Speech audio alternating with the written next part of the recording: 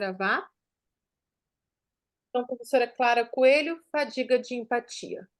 A turma está Boa contigo. noite, Bem-vinda. muito obrigada pelo convite, né, Amila? Convite primeiro de ser parte desse movimento e de poder apresentar esse tema, que eu acho que é bem importante e muito legal ele já vir no primeiro dia, né? Então, me apresentando, eu sou yoga terapeuta e terapeuta restaurativa, né, pelo método método restaurativo, e eu também sou aluna especial na pós-graduação em saúde coletiva na Unicamp, e lá eu estou estudando sociologia e as práticas integrativas, então também compõe muito aqui com o que eu vou trazer. O Gustavo falou de empatia, e na literatura a gente acha fadiga de compaixão, até mais do que empatia. Então, tem esses dois termos, né? Então, a gente vai conversar um pouquinho sobre isso ao longo da apresentação, tá? Para começar, né, eu quero trazer um conceito do Thich Nhat Hanh, monge vietnamita, que foi grande ativista, né, grande humanista, e a nossa professora, né, Mila, traz para a gente desde o começo, para a gente trabalhar essa questão do interser, né, nós intersomos, porque nesse momento eu acho que é o primeiro sentimento, mesmo que a gente não consiga nomear, né? A primeira percepção que a gente tem é como estamos todos juntos, né? Isso, ao nos depararmos, né, com essa tragédia, a gente vê como estamos todos conectados, né? Então, tem uma poesia, né? Eu acho que é poesia do Thich Nhat Hanh para explicar a questão do interser. Se você for um poeta, verá claramente que há uma nuvem flutuando nesta folha de papel.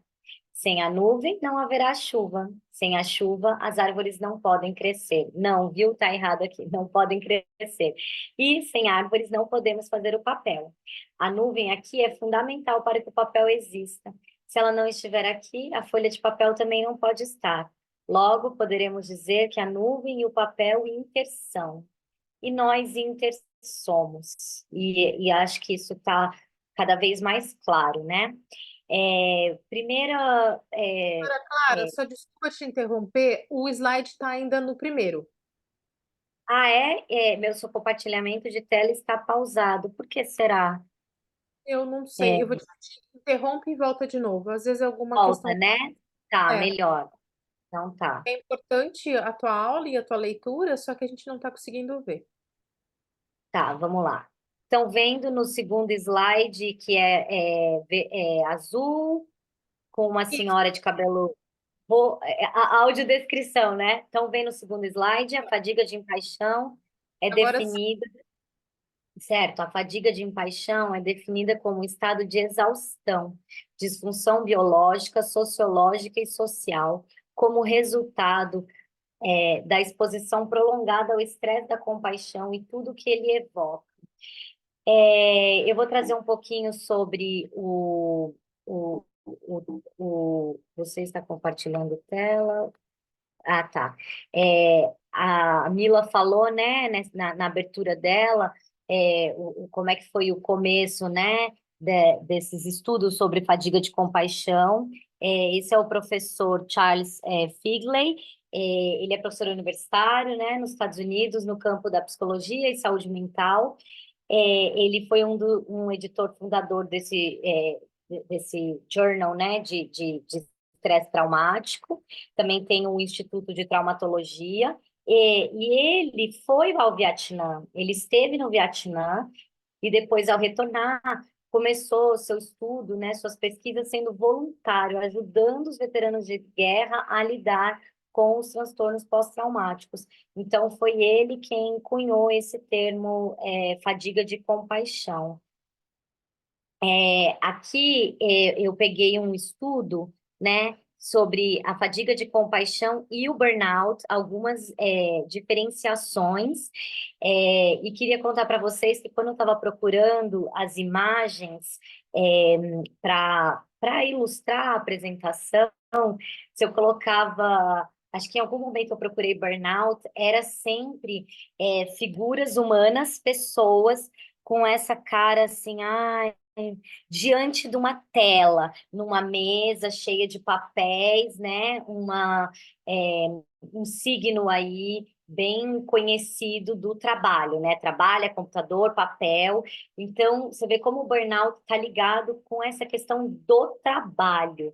E a fadiga de compaixão ligado à nossa humanidade, né? Então, eu quero trazer aqui só esse primeiro momento para a gente se situar, né, na questão do termo e dos estudos que já tem, e depois ir ampliando é, o panorama para nós, que estamos aqui, né, nesse curso de capacitadores para oferecer escuta empática. Fadiga de compaixão, então, vem, no primeiro momento, bastante ligado com os cuidadores, os profissionais da área de saúde, conforme a Mila também já tinha mencionado. A fadiga de compaixão refere-se, então, a um conjunto identificável, e aí tem uma série de sintomas, né, psicológicos negativos que esses cuidadores, especialmente pessoas da área da saúde, experimentam por causa desse trabalho de estarem expostos, né, tão frequentemente a traumas primários, experimentar esse trauma em primeira mão, ou um trauma secundário, prestar cuidado àqueles que sofrem o trauma. Isso também né, do Figley. A fadiga de compaixão é normalmente conceituada como uma erosão psicológica, e não é normalmente atribuída a uma única exposição ao trauma, mas está associada à exposição contínua e repetida a situações traumáticas. E aí o que eu achei aqui na literatura também é como ele se diferencia, né, do burnout e sendo colocado como algo mais severo e mais difícil de se recuperar.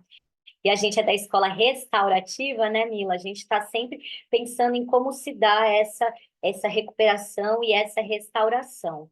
Então, só para pontuar a relação entre fadiga de compaixão e o burnout. É, então, vem do próximo slide, me dá um okzinho. Sim? Ah, ótimo. Estou vendo a Dani. E aí, também outro texto que eu peguei, um artigo, né? Foi feito pelos pesquisadores da Escola de Humanidades da PUC, do Rio Grande do Sul, já pensando de 2020, né? A fadiga por compaixão no contexto pandêmico, uma revisão de escopo. Fizeram revisão da literatura, né? E aí alguns pontos chamaram a atenção, eu destaquei aqui para a gente o que estava sendo falado naquele momento. Então, é um estudo sobre pandemia, profissionais de saúde, vocês veem aí a imagem. Dos impactos e níveis emocionais desses profissionais que estavam lá na frente, né, no front. Depressão, dores físicas crônicas, isolamento, falta de ânimo, abuso de álcool, término de relacionamentos de forma abruptas, aumento de conflitos interpessoais, má alimentação, estresse, alteração de sono, desenvolvimento de ansiedade, pânico, medo, angústia, né, somatizações diversas. Isso tornou-se, né, eles estarem expostos da forma que foi, a gente acompanhou, talvez alguns de vocês tenham sido essas pessoas, né, há um sofrimento emocional grave, e que esses sentimentos, então, estavam ali associados ao desenvolvimento disso que se chama fadiga por compaixão. E aí eu vou começar, então, a expandir um pouquinho. Eu trouxe também, e coincidentemente, que nada é coincidência, essa semana eu comprei esse livro, Autocompaixão, da pesquisadora Kristen Neff, uma pesquisadora também bem conhecida, americana, né? Muitos estudos nessa área de desenvolvimento humano e bastante conhecida pelo tema da autocompaixão, em que em um dos capítulos, quando ela fala o capítulo maiorzão, Compaixão pelos Outros, ela traz a fadiga da compaixão, e aí eu destaco esse ponto, que é conhecida pelo nome de estresse pós-traumático secundário. Os sintomas, ou seja, ela é sofrida por quem está prestando apoio a quem sofreu esse trauma primário, né? Seríamos todos nós aqui, né, que estamos nos colocando nessa posição de poder apoiar ou as pessoas diretamente ou aos nossos pares e semelhantes, que não estão lá, mas estão também sofrendo as consequências, né, dessa angústia emocional. Os sintomas são parecidos com o do estresse pós-traumático, então, pesadelos, entorpecimento emocional, respostas exageradas e assustadas. Esse estresse secundário também pode levar à diminuição da nossa sensação de segurança, né? De diversas seguranças, o Gustavo estava acabando de falar, né? Ter necessidade de estabilidade é uma necessidade universal, ao aumento do cinismo e desconexão com os entes queridos. Então, aí a gente vem chegando aqui no que tem nos acontecido, que é um evento imprevisível, né? Uma catástrofe. E aí eu fui buscar também no Google Academics e encontrei uma dissertação de mestrado de uma portuguesa lá no Instituto de Lisboa, Universidade de Lisboa, sobre a intervenção do serviço social nas situações de catástrofe naturais. E aí eu quero destacar isso aqui, que as catástrofes, elas têm como ponto comum a imprevisibilidade, né? Não só no momento do local que aconteceu, mas a intensidade e as consequências. E aí o que é bastante importante para a gente se lembrar nesse momento é que nós estamos, né, vivendo a impossibilidade de prever as variáveis que vão influenciar as consequências. Então, a coisa ainda está acontecendo e a gente não consegue dizer quando que vai melhorar. É um mês, são 2 meses, tais cidades vão se recuperar de tal forma. Então, eu trago esse ponto para a gente ter em consideração, assim, como é lidar com o imprevisto e com as incertezas. Acho que isso é algo que devemos ter vivo em nós e aí nessa ponte, nessa conexão que a gente está se propondo a construir com os outros. Incertezas, não sabemos, né? Que é o fator, e aí ela coloca que esse é o fator mais difícil de ultrapassar quando você está estruturando, pensando numa intervenção a partir dessas catástrofes naturais. E agora, José, né? Eu amo poesia e trouxe essa poesia que fala muito, né? Lavar janelas, limpar o sol pelo lado de dentro. A gente precisa ir para o concreto, né? A Mila, o Gustavo já trouxeram. Agora é hora da gente botar o pé no chão, se ater, entender quais são as necessidades primordiais, urgentes deste momento, né? Abrir a janela, ver o sol secar na hora que o sol chegar. Deixa eu te ajudar aqui com o rodo, enfim, coisas bastante concretas, mas que sempre tem essa poesia intrínseca, né, à vida. E aí eu trouxe um ponto sobre esse entrelaçamento de cuidado e subjetividade. A subjetividade estando relacionada com a nossa psique, com o nosso emocional, as nossas habilidades cognitivas. E, portanto, ela está intrinsecamente ligada aos contextos sociais e culturais em que acontece a ação humana. E aí eu queria destacar que quando a gente se identifica e se sente pertencente, que é também uma grande necessidade universal, né? Se sentir pertencente, de se ver se ver como grupo brasileiros, como a gente é solidário, como a gente ajuda, né? Então, a gente levar em conta, né, os contextos sociais e culturais em que estamos inseridos. Então, essa identificação de reconhecer, né, a nossa capacidade de mobilização e generosidade, e também a nossa capacidade de reconhecer o tamanho do desafio por todas as questões estruturais que nós temos, né? Que não, a gente não é a China, né?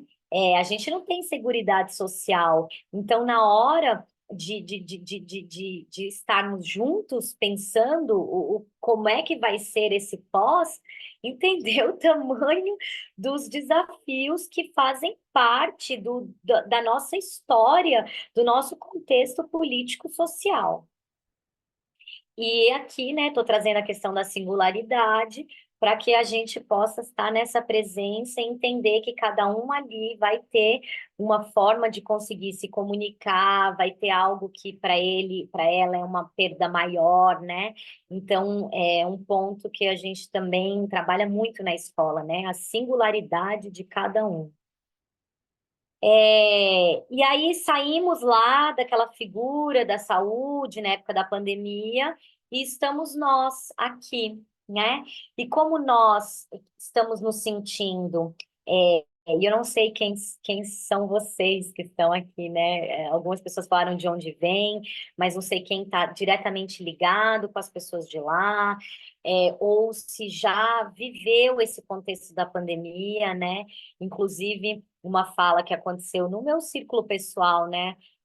Uma pessoa falando assim, ai, gente, eu tive que me afastar um pouco aqui das discussões e me afastar um pouco do que está acontecendo, porque eu comecei a ficar muito ansiosa, é, sintomas, choro inesperado, exaustão, sensação de impotência, fadiga, desânimo, ansiedade, por estar tomada por esses sentimentos, e essa pessoa que trouxe essa fala, precisei me afastar e não estava conseguindo mais lidar, teve uma experiência de acolher já pessoas que sofreram enchentes, acolher crianças e adolescentes durante a época da pandemia, e colocou nessa fala assim, eu vivenciei todo esse lugar de cuidar e de acolher os outros naquele momento bastante difícil e na situação difícil, até de uma enchente e tal, mas eu não tinha apoio.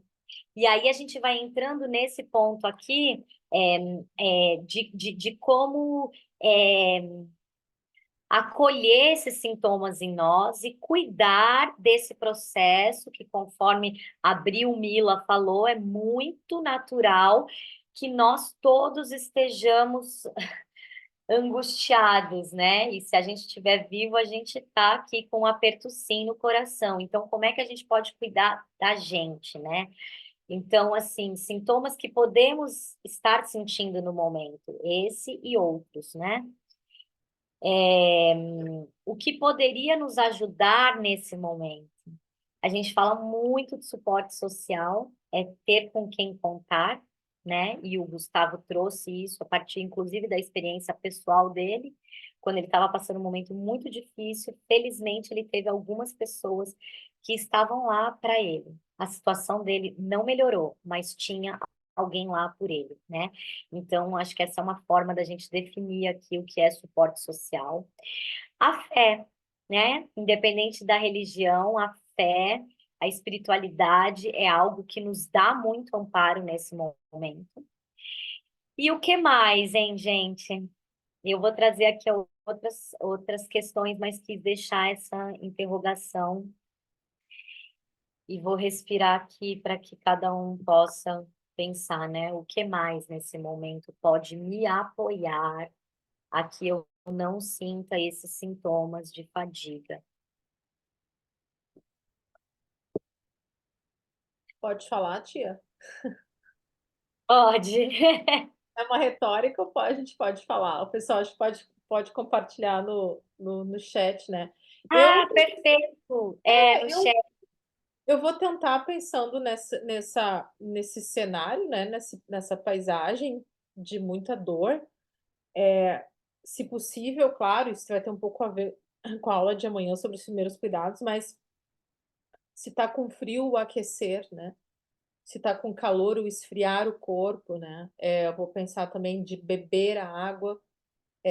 Diminuir esses estresses fisiológicos vão auxiliar com certeza em diminuir o prejuízo emocional, sabe? Então, você tá falando, e o que mais para se sentir em amor, se sentir em empatia, compaixão, né? Aquele que vem e coloca uma mantinha em você sem você pedir, né? Ou aquele que vem e percebe que você tá com um tênis molhado, porque você tá sendo voluntário e tá o dia inteiro com aquele tênis, e já vem com tênis e uma meia quente. Sabe aquela pessoa que nos ajuda sem a gente pedir? Eu acho que é o ato, né?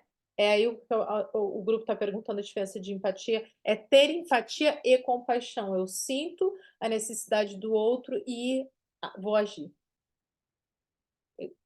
Estou colocando aqui essa minha sugestão, assim, mais em termos de pele mesmo, do sentir da pele. Por isso, o aquecer, por isso deixar confortável. Eu sempre vou falar sobre isso. Não adianta. Vira e mexe, eu vou falar sobre isso.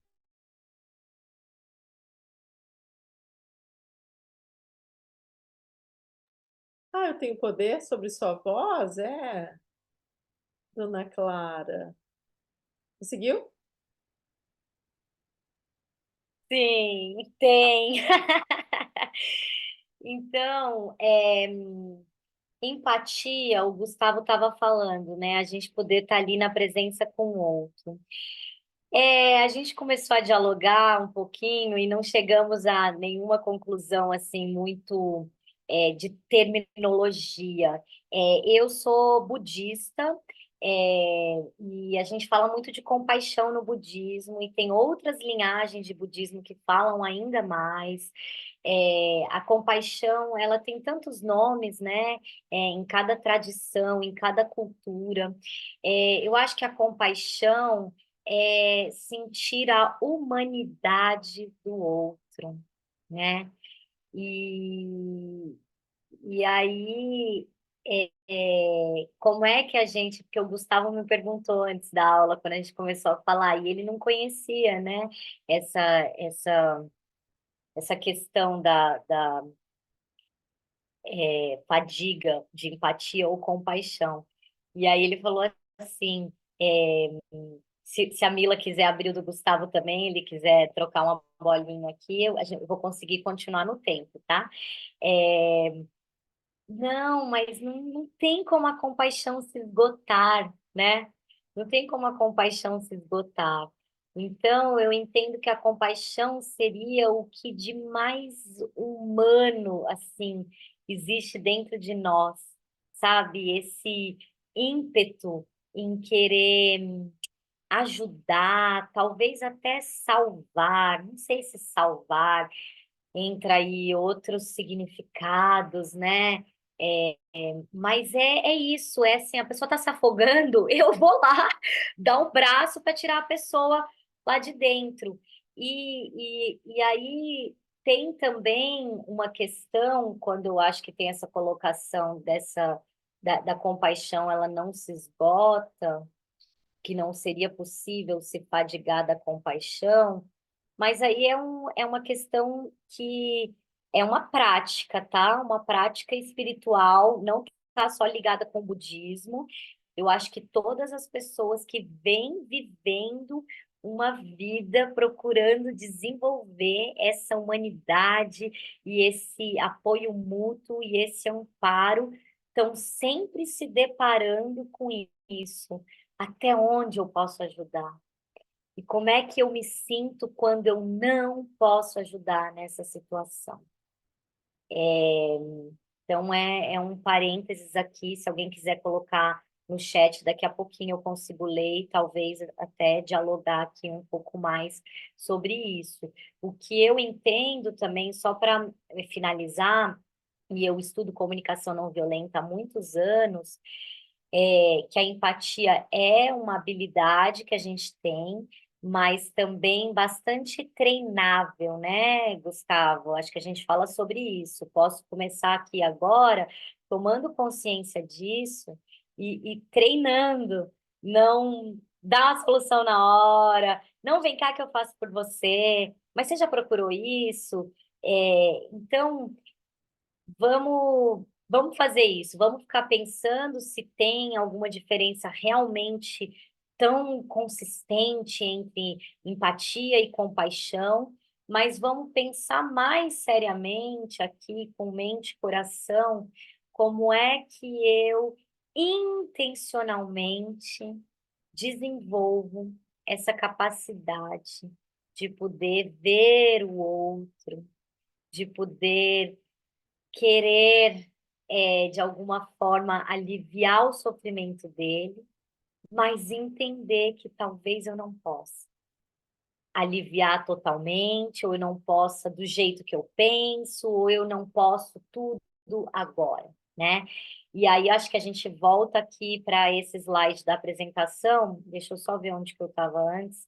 Estava no que nos ajuda nesse momento, né? A fé, nos ajuda a trazer esse conforto sensorial, diminuir o estresse fisiológico, como a Mila contribuiu, o que temos de suporte social, e a gente ir para esse lugar que também vem lá da comunicação não violenta, que é a nossa humanidade compartilhada.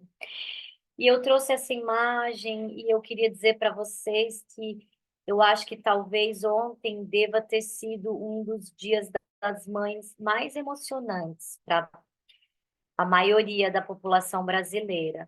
Porque quando a gente se sente humano com os outros, naturalmente a gente consegue valorizar a vida.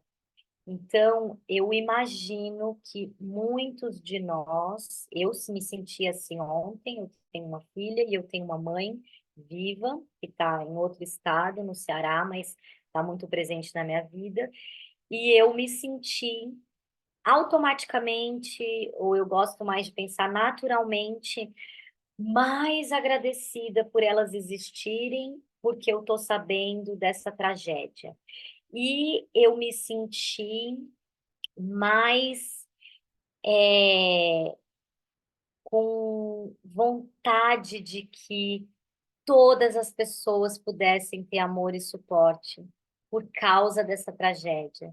Eu penso mais nas questões mais necessárias à vida, como a Mila colocou, o que que vale lá no final da vida, com quem eu construí afeto, né?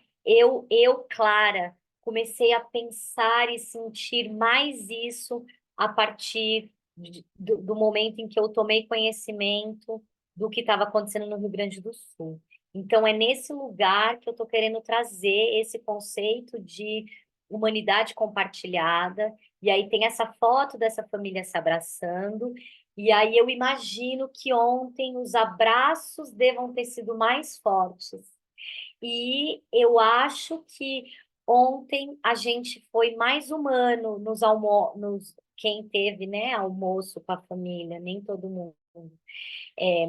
Ou quem, enfim, foi fazer qualquer coisa que recebeu um Feliz Dia das Mães, ou qualquer troca humana, eu acho que se tornou mais humana e mais viva e reavivou em nós a nossa humanidade. E aí, esse lugar que a gente está criando hoje, essa roda aqui, né? Tem a ver com uma das formas, eu trouxe isso logo depois dos sintomas, né, que nós podemos estar sentindo. Se a gente tiver alguém para abraçar, se a gente puder chorar com outra pessoa, nossa, eu também estou arrasada, sabe? Também não estou conseguindo trabalhar direito, também fico pensando no que poderia acontecer se fosse a minha família, também fico com medo de que isso aconteça aqui onde eu estou na próxima vez, também penso nas cidades, minha família toda mora no Ceará, o mar vai subir, vai acontecer isso em algum momento, sabe? Esses espaços de diálogo que brotam da nossa humanidade compartilhada, eles são uma oportunidade da gente fazer essa corregulação uns com os outros e socialmente. E aí eu entendo também que toda essa dor que não é minimizada pode, né? A gente pode, através da dor, conseguir abrir um pouco mais o nosso coração e ir nos curando dessa apatia, desse distanciamento de tudo que a gente vem vivendo, na minha opinião, ladeira abaixo nos últimos anos. E aí eu vou entrar de novo aqui no livro da Kristen, da autocompaixão, quando ela fala, né, da gente poder ter compaixão por nós.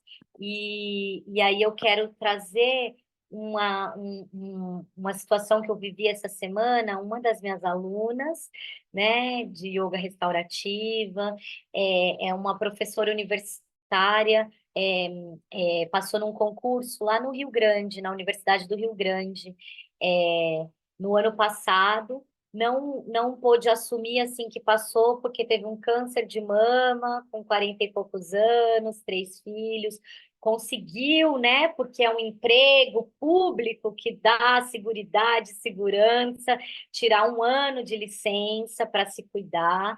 Venceu aí esse câncer e no começo do ano ela foi assumir como professora, né? Lá no Rio Grande e ela veio para aula essa semana e ela chegou assim, Clara, nossa, ai, meus colegas, meus alunos. Ela estava sentindo mais do que eu, que não nunca fui para o Rio Grande do Sul, não tive essa vivência que ela recém começou a ter, né, de estabelecer esses laços. E aí ela pegou e falou assim: ai, mas eu me sinto tão culpada, sabe? Porque eu tô aqui, eu não tô lá, e a gente está em greve, e eu tô aqui na minha casa, em Campinas, com os meus filhos, e eles estão lá, e aí eu não tô conseguindo dormir. E aí eu fui acolhendo ela, trazendo algo que é o que a Kristen fala sobre autocompaixão e que eu quero destacar aqui muito para vocês nesse bloquinho final da minha exposição, que é a validação do nosso sentir. E quero relembrar o que o Gustavo falou. Eu preciso tomar é, conhecimento e proximidade do meu sentir para eu ter a capacidade de me abrir para escutar, tomar conhecimento, reconhecer e validar o sentir do outro. E uma coisa não invalida a outra. E o que, na verdade, eu procurei, e aí eu acredito, né, por esse estudo que eu fiz para compartilhar com vocês, que o que a gente deve é minimizar essa culpa e aí eu vou ter que trazer uma coisa, né, gente? A gente vive numa ditadura horrorosa das mídias sociais, de que a gente não pode, agora está proibido de mostrar qualquer outra coisa que não seja eu me solidarizando, ou ditadura quer dizer o que é ditado de fora para dentro. E eu sinto que muitas vezes a gente tem sentimentos e aumenta a reverberação desse sentimento de culpa e de desvalidar o que vivemos por pensarmos ou sentirmos, e não é fantasia, realmente existe, né? Inúmeras ditaduras aí que querem ditar como devemos nos comportar ou sentir, ou o que é válido ou o que não é. Então, a gente trazer essa autocompaixão, e aí eu vou voltar para a comunicação não violenta, trazer um ponto que o Gustavo acho que não trouxe, eu só saí daqui uns 3 minutinhos para ele passar um batom, que é o luto e a celebração. E esses dois gestos, eles convivem a nossa vida inteira, momento a momento, a gente vive enlutando algo e celebrando algo. Então, para voltar aqui na história da minha aluna, que é professora, está vinculada às pessoas de lá, ao território de lá, mas está bem segura na casa dela, aqui em Campinas. Ela pode sim viver o luto por tudo que está acontecendo com as pessoas que hoje ela conhece, sabe nome, sobrenome, história de vida e onde moram, e ao mesmo tempo ela pode validar e celebrar que, graças a Deus, ao universo, ela está aqui junto com os 3 filhos dela, na casa dela segura. Essas coisas podem coabitar em nós. E aí, quando a gente traz esse sentimento da autocompaixão, de olhar para as nossas necessidades, a gente, né, a Kristen diz que os cuidadores, e aí eu estou colocando a gente, porque nós estamos nos colocando nesse lugar, né, de querermos oferecer tempo e cuidado para ofertar essa escuta e essa presença para os outros. Os cuidadores autocompassivos são mais propensos a se envolver nos atos concretos de autocuidado. Então, o ato concreto do agora, José, abrir janela, limpar. Ato concreto para eu me cuidar. A Mila trouxe, beber água, cuidar do calor se tá calor, cuidar do frio se tá frio, comer. Não adianta eu ficar aqui num looping, num looping, num looping, e não tô jantando, não tô almoçando, não tô conseguindo cuidar das crianças, dar atenção aqui para os idosos, que o Marcelo vai falar muito, né? Como é que eles estão frente a essa catástrofe, né? Os que estão lá e os que estão assistindo, os idosos que ficam na televisão assistindo o dia inteiro. Eles não têm mídia social, agora tá todo mundo no mesmo barco. A gente fica o dia inteiro no celular sendo bombardeado pelos vídeos, e isso é gatilho para a gente entrar em vários lugares aqui que podem levar essa fadiga, e as pessoas mais velhas estão ali com a TV ligada, né? O dia inteiro. Então, o que são essas atitudes concretas de autocuidado? Passar um tempo fora, nossa, agora eu vou desconectar daqui, eu vou dar uma volta, eu vou olhar as árvores, sabe? Quem está perto do mar vai ver o mar, vai se limpar aqui ai, essa cabeça vendo as ondas, vai e vem, vai e vem.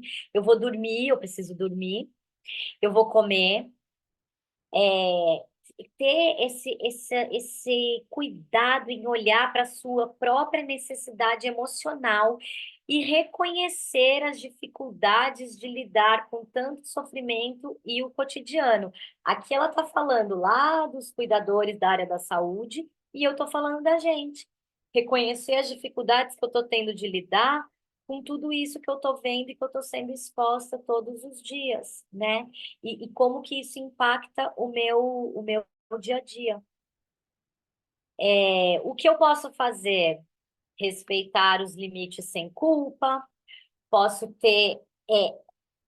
honrar e cuidar dessas rotinas de autocuidado, não deixar de ir lá para minha academia, não deixar de ir para o meu grupo de estudo, não deixar de ir brincar com a minha filha no parquinho, não deixar de fazer as coisas que eu preciso fazer, eu preciso tirar o lixo de casa, eu preciso aguar as plantas, manter a organização daquilo que ainda se tem controle e se pode atuar. Então, isso, gente, para a gente, pensando que nós podemos estar vivendo fadiga de compaixão, e para quem a gente for apoiar primariamente, né? Alguém que está lá na linha de frente dos resgates, está na linha de frente da organização das doações, de todo esse movimento nos abrigos, a pessoa vem, estou exausta, não estou comendo, não estou dormindo. Se nós somos a pessoa que está ali dialogando com essa pessoa, dizer, vai para casa, dorme um pouco. E aí, o que que isso tem a ver, voltando para o interser e para essa sensação que eu tenho viva em mim, de que nós somos um tecido social, e se a gente está se dividindo, cada um fazendo a sua parte, ou como uma pessoa colocou, até anotei aqui, pedacinhos de potência. Qual é o meu pedacinho de potência?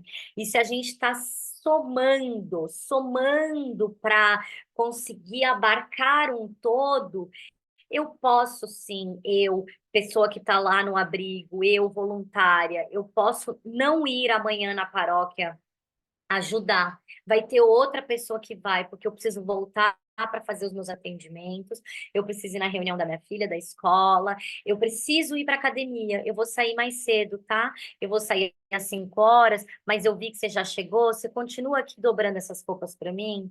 Eu vou para academia, é tão importante, né? Para eu conseguir. Ai, é isso, gente. É a gente poder reconhecer isso e nos entendermos juntos. Cada um ajuda um pouco, assim todo mundo pode sim conseguir se acolher e se ajudar.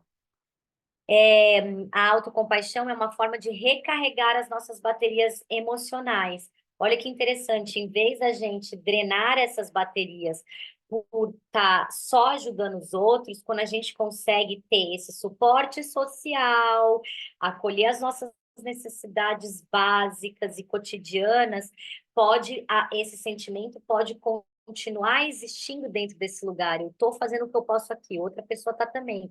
Eu tenho autocompaixão por mim, eu tenho compaixão pelos outros.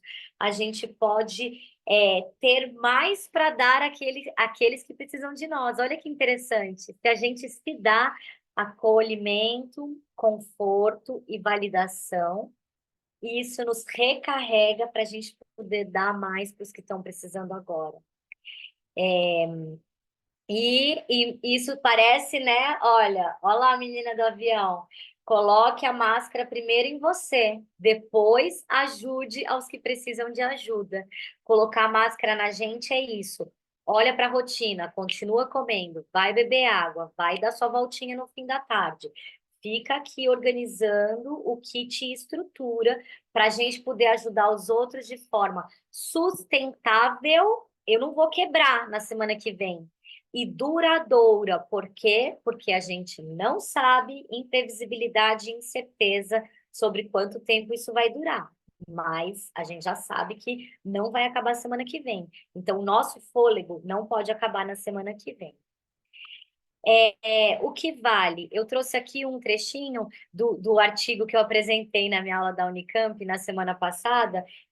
Era um estudo, um artigo Cuidados em Saúde, Sociabilidades Cuidadoras e Subjetividades Emancipadoras. Era também uma revisão de literatura falando sobre qual é o limite aí do cuidado biomédico, né? Ah, não, só um psicólogo pode atender uma pessoa agora lá no Sul. Ah, agora é o médico que tem que cuidar. Não, a gente está falando da gente. Sociabilidade cuidadora e esse cuidado com as subjetividades de forma emancipadora.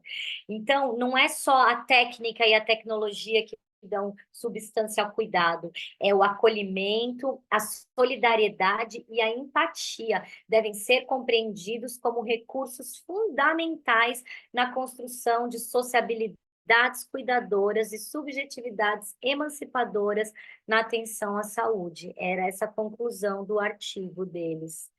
E aí eu queria terminar aqui com vocês, trazendo duas frasezinhas que eu vou traduzir do meu mestre da vida, que é o Dr. Daisaku Ikeda, meu mestre budista, em que ele fala que diálogo é sobre demonstrar respeito pela vida de outra pessoa e estender a mão para alguém que estender a mão de ajuda, né? Para as pessoas que estão mais sofrendo, é o caminho para a gente abrir a felicidade, abrir o caminho da felicidade para todos. E eu gostaria de agradecer muito o convite e a atenção de vocês de estarem até agora aqui com a gente e levar, plantar essa sementinha desse olhar para a autocompaixão, para que a gente possa seguir de forma sustentável fazendo essa missão maravilhosa. Boa noite, muito obrigada.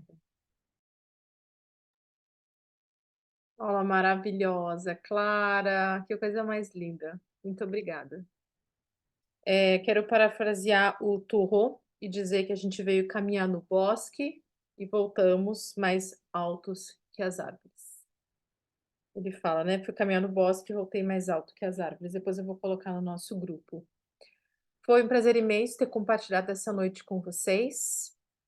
Obrigada a todos os voluntários professores, aos voluntários assistentes, o pessoal todo que está trabalhando com a gente. Amanhã a gente retorna às 20 horas.